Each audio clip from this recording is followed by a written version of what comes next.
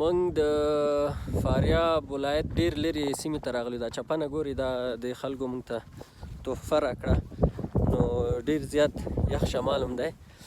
نو لاندې سیمې ګورې ډېره خرابه لاره وه، خو بیا هم راورسېدو. دلته لاندې دا غرونو کې ټول دا خلک غنم کري. دا لاندې منظره وګورئ ماشاءالله.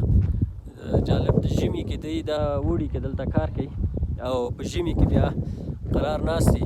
دلته مالونه هم لري، هغلته شاته که تاسو ته ښکاري لاندې درې دي.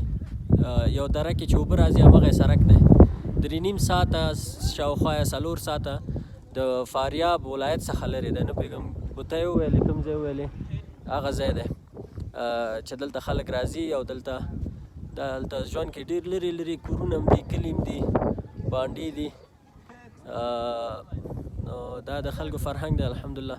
ورونه ترکمنان دي خو په ژبه یې نه پوهېدلو چې دوی څه ویلې، خو جالب جالب فرهنګونه هم لري. ښه خبره دا ده چې په دې ځایو کې ډېره مینه او محبت دي د هېوادوالو الحمدلله. هېڅ هم داسې څه نشته، ټول سره مسلمانان او ورونه.